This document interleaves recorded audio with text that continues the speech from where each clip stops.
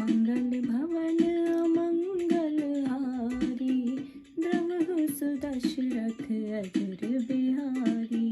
सिय के पिय संग पर हरि, लछन की रही धाम। राज की भोजव भरतपुर, नृप कीजिए बिनु राम। सियावर राम जय जय राम, मेरे प्रभु राम सीताराम। करो कल्याण सीताराम, अस विचारी जिय छाड़हु को। शोक कलंक कोटि जनी हो, भरत ही अवश्य देहु जुबराजु। कानन काह राम कर काजु, नाहि राम राज के भूखे। धर्म धुरीन विषय रस रूखे, गुरु ग्रह वसई राम तजि गेहु। नृप सन असवर दूसर लेहु, जो नहीं लगे हूँ कहे हमारे। नहीं लागे कुछ हाथ तुम्हारे, जो परिहास कीन कछु होई। तो कहे प्रगट जनावहु सोई, राम सरिस सुत कानन जोगु। काह कहीं सुनि तुम कह लोगु, उठे हो बेगी सोई करहु पाई। यही विधि शोक कलंक नसाई, जेहि भांति शोक कलंक जाइयो पाए। करि कुल पालहि हठि फेरु, राम ही जात बन धनी। बात दूसर चालहि, जिमि भानु बिनु दिनु।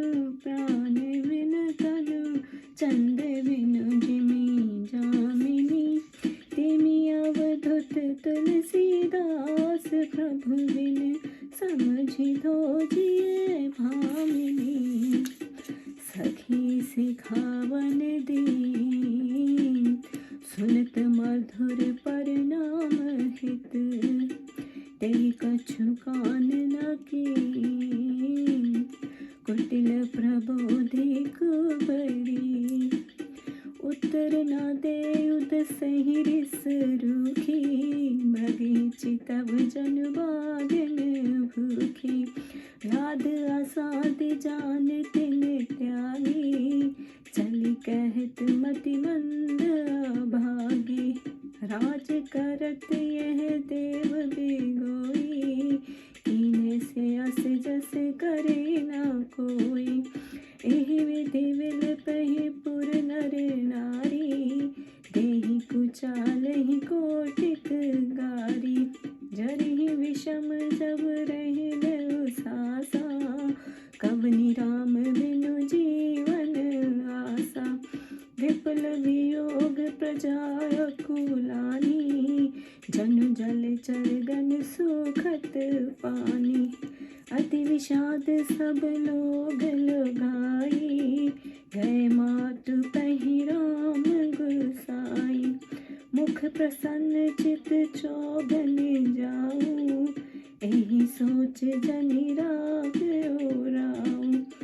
नवगंध रघुवंश मणि, राज अलान समान। छूट जानी बन गमन सुनी, उर आनंद अधिकान। सियावर राम जय जय राम, मेरे प्रभु राम सीताराम। करो कल्याण सीताराम, रघुकुल तिलक जोरी दऊ हाथा। मुदित मातु पद नायो माथा, दीन आशीष लाई और लीने। भूषण वसन निशावर कीने, बार बार मुख चूमत माता। नैन नैन नह जल पुलकित गाता, गोद राखी पुनि हृदय लगाए।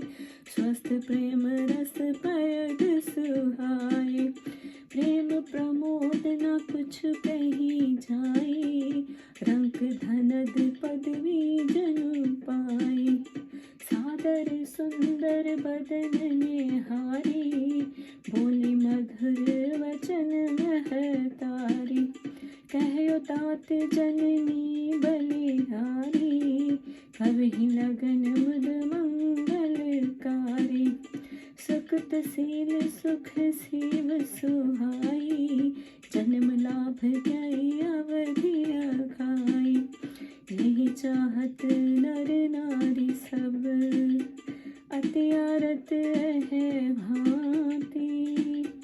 जिमि चातक चातक त्रिष्ट, वृष्टि शरद ऋतु स्वाति। सियावर राम जय जय राम, मेरे प्रभु राम सीताराम। करो कल्याण सीताराम। तात जाऊ बलि बेगिन हाऊ, जो मन भाव मधुर कछु खाऊ। पितु समीप तब जायो भैया, प्रेम विवश सादर कह मैया। मातु वचन सुनी अति अनुकूला, जन स्नेह सुर तरु के फूला। सुख मकरंद भरे श्री मूला, निरखि राम मन भवर न भूला। धर्म धुरीन धर्म गति जानी, कहो मात सन अति मृदवानी। पिता दीन मोहे कानन राजू, यह सब भांति मोर बड़ काजू। आयुष देहु मुदित मन माता, यही मुद मंगल कानन जाता।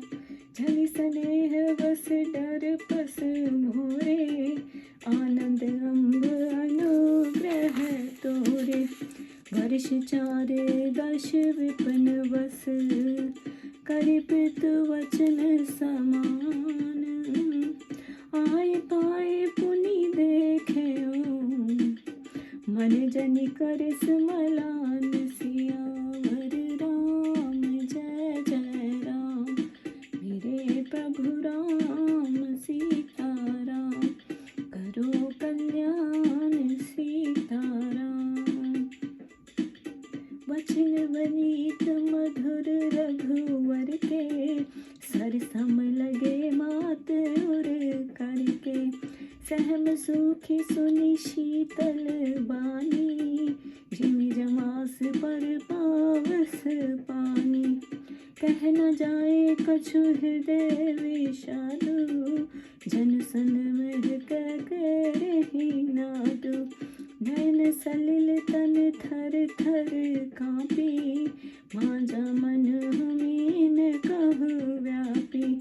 धीर धीरज सुत बदन निहारी, गद गद बचन कहत महतारी।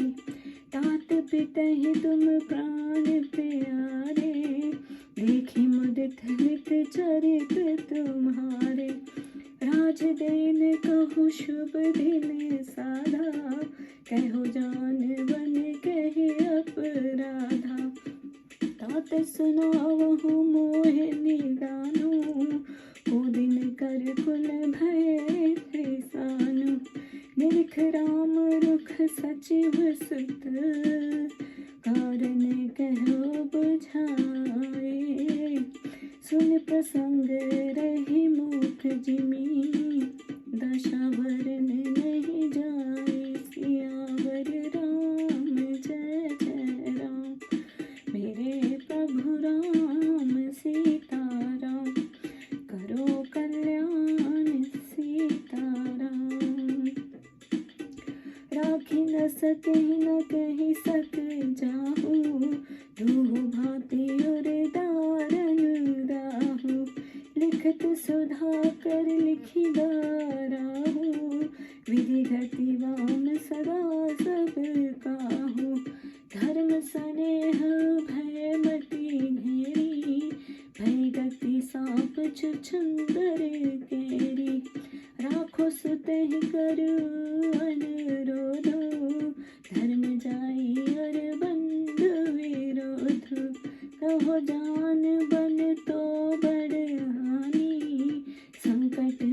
राज विवश धई रानी, भौर समझित ये धर्म सयानी, राम भरत दो सुत सम जानी, सरल स्वभाव राम महतारी, बोली बचन धीर धर भारी, तात जाओ भल कीने उनिका, पिटवायस सब धर्मक टीका, राज देन तह दीन बन, मोहे न शोचल वेश, तुम बिन भरतहि भूपतहि, प्रजहि प्रचंड कलेश, सियावर राम जय जय राम, मेरे प्रभु राम सीता राम, करो कल्याण सीता राम,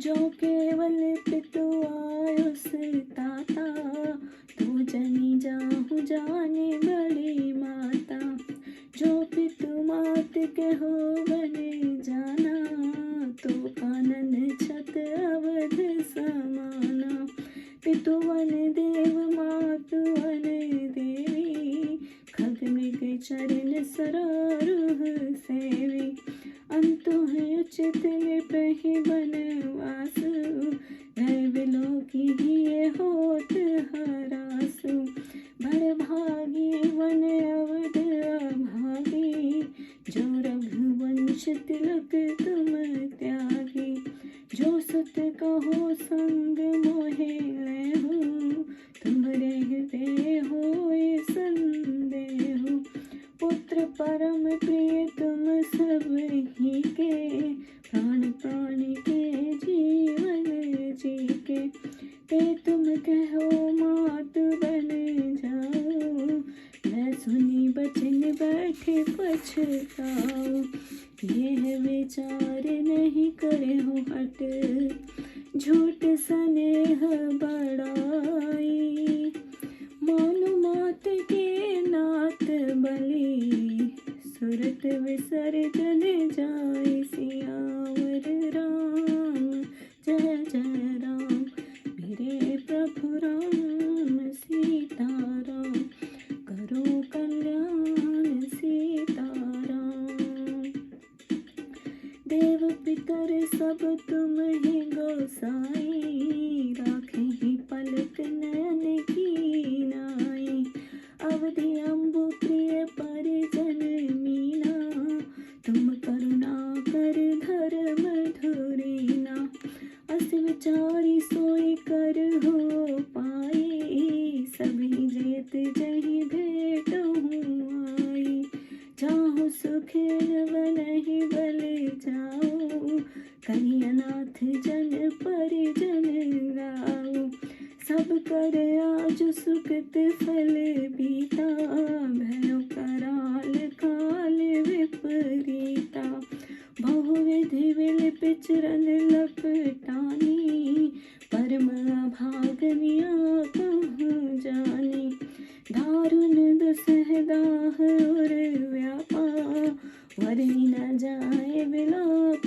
कलापा, राम उठाओ मात और लावा, कहि मृद वचन बहुत समझावा, समाचार तहि सम सुनी, सिय उठी अकुलाए, जाय सासु पद कमल युग, बंदी बैठी शरणाई, सियावर राम जय जय राम, मेरे प्रभु राम सीता राम, करो कल्याण सीता राम, दीन आशीष सासु मृदवानी, अति सुकुमारी देखे अकुलानी, बैठी नमित मुख सोचत सीता, रूप राशि पति प्रेम पुनीता, चलन चहत वन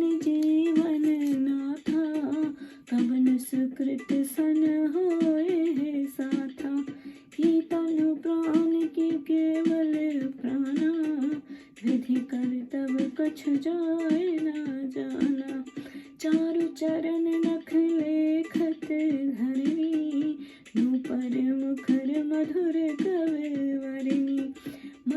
प्रेम वश विनती करही, हम ही सिए पद जन पर हरहि। मंजु विलोचन मोचत बारी, बोली देख राम महतारी। तात सुनहु सिए अति सुकुमारी, सास ससुर परिजनी प्यारी। पिता जनक भूपाल मणि, ससुर भानुकुल भानु। पति रघुकुल कैरव विपन, विधु गुण रूप निधान। सियावर राम जय जय राम, मेरे प्रभु राम सीताराम। करो कल्याण सीताराम। मैं पुनि पुत्र वधु प्रिय पाई, रूप राशि गुणशील सुहाई। नैन पुत्र कर प्रीति बढ़ाई, राखे हूँ प्राण जानकी लाई। कल्प बेल जिन बहुविधि लाली, सींच स्नेह सलिल प्रतिपाली। फूलत फलत भयो विधि बामा, जानी न जाए काहे परिणामा। पलंग पीठ तजी गोद हिंडोरा, सिए न दीन पग अवन कठोरा। जीवन मूर जिम जोगवती रहो, दीप बाती नहीं तारन कहो। सोई सिए चलन चहित बन साथा, आयुष काह होई रघुनाथा। चंद किरण रस रसिक चकोरी, रवि रुख नैन सिके घिमी जोरी। करी के हरि निश्चर चरही, दुष्ट जंतु बन भूरी। विषवाटिका की सोह सुत, सुभग सजीवन मूर। सियावर राम जय जय राम, मेरे प्रभु राम सीताराम। करो कल्याण सीताराम। बनहित कोल की रात किशोरी, रचि विरंचि विषय रस भोरी। पाहन कृमि जिमि कठिन स्वभाव, तिन्हि कलेश न कानन काऊ। कै तापस दिए कानन जोगु, यही तप हेतु तजा सब भोगु। सिए बन बसहि तात कही भांति, चित्र लिखित कपि देख डराती। सुरसरि सुभगवन जवन चारी, डावन जोग की हंस कुमारी। अस विचारी जसे आयुष होई, मैं सिख देव जान के ही सोई। जो सिए भवन रहे कह अम्बा, मुँह कही होई प्राण अवलंबा। सुनि रघुवीर मात प्रिय वाणी, शील स्नेह सुधा जनु सानी। कही प्रिय वचन विवेकमय, कीन मात परितोष। लगे प्रबोधन जानकहि, प्रगति विपन गुण दोष। सियावर राम जय जय राम, मेरे प्रभु राम सीताराम। करो कल्याण सीताराम। मातु समीप कहत सक चाही, भूले राम समझ मन माही। राजकुमारी सिखावन सुनहु, आन भांति जिए जनि कुछ गुनहु। आपन मोर नीक जो चहयो, वचन हमार मानी घर रहयो। आयुष मोर सास सेवकाई, सब विधि वामन भवन भलाई। यही ते अधिक धर्म नहीं ससुर पद पूजा। जब जब मात करही सुधी मोरी, होहि प्रेम विकल मति भोरी। तब तब तुम कही कथा पुरानी, सुंदर समझयो मृदवानी। कहो स्वभाव छपत छत मोही, समुखी मात हित राखो तोहि। गुरु श्रुति सम्मत धर्म फल, पाये बनहि कलेश। हठवश सब संकट सहे, गालव नहुष नरेश। सियावर राम जय जय राम, मेरे प्रभु राम सीताराम। करो कल्याण सीताराम। क्या सीता जी पति का साथ छोड़ देंगी? क्या लक्ष्मण जी घर पर रहेंगे? क्या भरत जी अयोध्या का राज भोगेंगे? क्या राजा दशरथ बिना राम के जिएंगे? ऐसा विचार कर अपने हृदय से क्रोध दूर कर दो शोक और कलंक का आगार मत बनो। भरत को युवराज का पद वश दो, किंतु राम के वन जाने में क्या कार्य है? श्री रामचंद्र जी राज्य के भूखे नहीं हैं, वे तो विषय रस से उदासीन और धर्म धुरंधर हैं। तुम राजा से दूसरा वर मांग लो कि राम जी घर छोड़कर गुरु के घर जाकर रहें। जो तुम हमारे कहने के अनुसार ना करोगी तो तुम्हारे हाथ कुछ भी नहीं लगेगा। यदि तुमने कुछ हंसी की हो तो उसे कहकर स्पष्ट बतला दो। क्या रामचंद्र जी के समान पुत्र बन जाने के योग्य है?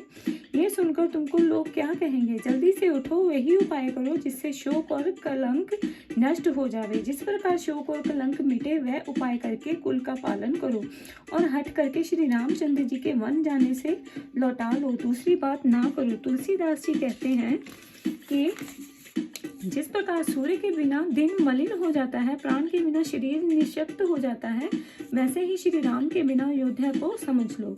सखियों ने ऐसी शिक्षा दी कि सुनने में मधुर और परिणाम में हितकर थी, पर दुष्ट कुबड़ा की समझाई हुई उसको कहीं ने कुछ भी ध्यान नहीं दिया। असह्य क्रोध से रुष्ट हुई उत्तर नहीं देती। जैसे भूखी बाघनी हरिणों की ओर देख रही हो, तब सखियों ने ककई को समझाना छोड़ दिया और उसे दुबद्धी उभागनी कहती चल दी। ऐसा राज्य करते हुए देव ने बिगाड़ दिया, इससे जैसा किया वैसा कोई नहीं करेगा। इस प्रकार कहकर नगर के स्त्री पुरुष विलाप करते और ककई को करोड़ों गालियां देते हैं। सभी विषय ज्वर से जलते हैं और लंबी सांसों ले कहते हैं, श्री रामचंद्र जी के बिना जीने की क्या आशा है। प्रजा ऐसे घबरा गई जैसे जल में रहने वाले जीव पानी सूखला देखकर घबरा जाते हैं। नगर के सब स्त्री और पुरुष दुखी हैं। तब श्री राम जी की माता कौशल्या के पास गए। उनका मुख प्रसन्न है, सोच केवल इतना ही है कि कहीं राजा मुझे रोक न ले। श्री राम जी नवीन कपड़े पहने हाथी के समान हैं और आज जंजीर के समान है। वह गमन सुनकर मानो जंजीर का बंधन छूट गया, ऐसा समझ हृदय में बड़ा आनंद हुआ। तब माता के निकट पहुंचकर श्री रामचंद्र जी ने माता कौशल्या के पैरों पर सिर नवाया। माता ने श्री रामचंद्र जी को आशीर्वाद देकर हृदय से लगा लिया और गहने तथा कपड़े निशावर किए। माता कौशल्या बार बार राम जी का मुंह चूमती है। शरीर में रोमांच हो गया। फिर उन्होंने राम जी के हृदय से लगाकर कौशल्या जी के स्तनों से सारे प्रेम से शोभित दूध टपकने लगा। उनका प्रेम और आनंद कुछ कहा नहीं जाता, मानो दरिद्र कुबेर का पद मिल गया हो। फिर रामचंद्र जी का सुंदर मुख देखकर माता कौशल्या जी मीठे वचन बोली, हे तात कहो माता कल्याणी जाती है। वह कल्याण करने वाली राज्याभिषेक की मूर्ति कब है, जो पुण्यशील और सुख की सुंदर सीमा तथा संसार में जन्म पाने की पूर्ण अवधि है। जिस लगन को सब स्त्री पुरुष चाहते हैं, उस लगन में तुम्हारा राज्याभिषेक देखने के लिए इतने व्याकुल है जिस प्रकार पपीहा स्वाति नक्षत्र के लिए प्यासे रहते हैं। हे तात बलि जाऊं, तुम जल्दी जाकर नहा आओ और जो मन चाहे कुछ मीठा पकवान खाओ। हे भैया तब पिता के पास जाओ। माता ने प्रेमवश ऐसे वचन कहे। तब माता के अति अनुकूल वचन सुनकर प्रसन्न हुए, मानो स्नेह रूपी कल्प वृक्ष के फूल झड़ रहे हो। प्रभु का मन रूप भ्रमण राज लक्ष्मी के सुख रूपी पराग को देखकर भी मोहित नहीं हुआ। राम जी धर्म धुरंधर हैं, सो धर्म की गति को जानकर प्रभु ने बहुत मीठी वाणी से माता से कहा, हे माता जी, मुझे पिता ने वन का राज दिया है, जहाँ जाने से मेरा बड़ा कार्य सिद्ध होगा। हे माता प्रसन्न चित्त होकर मुझे आज्ञा दो, जिससे वन जाते हुए मुझे अनंत रहे। हे माता स्नेहवश होकर भूल से भी मत डरना, आपकी कृपा से मुझे सब प्रकार का आनंद होगा। 14 वर्ष तक वन में निवास कर पिता के वचन को पूरा कर फिर आकर मैं आपके चरणों का दर्शन करूंगा। आप मन में किसी बात का खेद मत करो। प्रभु के विनीत और मधुर वचन माता के हृदय में बाण सम लगे और उनका हृदय कांप उठा। वह उस शीतल वाणी को भी सुनकर ऐसी सहम गई मानो जवास पर वर्षा ऋतु का जल पड़ गया हो। कौशल्या के हृदय की गलानी कुछ कहने में नहीं आती, मानो सिंह की गर्जन सुन हथनी सहम गई हो। नेत्रों से नीर बह रहा है, शरीर कांपता है, मानो मछली को वर्षा ऋतु का प्रथम जल लग गया है। फिर कौशल्या धीरज धर पुत्र के मुख कमल को देख गदगद कंठ से कहने लगी कि हे तात, तुम पिता को प्राण से प्यारे हो। वह तुम्हारे चरित्र को देखकर सर्वदा प्रसन्न होते थे। तुमको तो राज तिलक देने को थे, फिर वन में जाने के लिए किस अपराध से कहा? ये तात, सच कहो कि आज इस सूर्यवंश रूप कमल को जलाने के लिए अग्नि रूप कौन हुआ है? तब प्रभु का रुख देखकर मंत्री के पुत्र ने उसका कारण समझाकर कौशल्या से कहा। सो प्रसंग सुनते ही कौशल्या गूंगी की तरह चुप रह गई। उनकी दशा कुछ कही नहीं जाती। कौशल्या ना तो राम जी को रख सकती है, ना जाने को कह सकती हैं। दोनों तरफ से उनके हृदय में अति दारुण दाह है कि विधाता की गति जानी नहीं जाती, जो सबके लिए सर्वदा टेढ़ी रहती है। कौशल्या की बुद्धि को धर्म और स्नेह दोनों ने घेर लिया। सांप छुछुंदर की गति हो गई। जो रोक कर पुत्र को रखूं तो इसमें धर्म जाता है और बंधु से विरोध होता है, और जो वन में जाने को कहूं तो उससे भी बड़ी हानि है। रानी संकट में शोष से विवश हो गई। वह फिर सयानी स्त्री धर्म को समझ राम और भरत दोनों पुत्रों को बराबर जाना। फिर बड़े धैर्य और सरल स्वभाव से ये मधुर वचन बोली कि हे तात, मैं बलि जाऊं, तुम भले जाओ। तुमने ये बहुत अच्छा किया, क्योंकि पिता की आज्ञा पालन ही सब धर्मों में मुख्य है।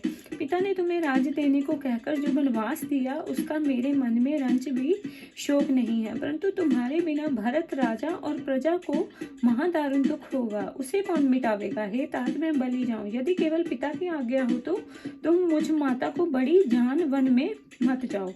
यदि माता पिता दोनों की आज्ञा हो तो तुम्हारे लिए वन सैकड़ों अयोध्या के समान है।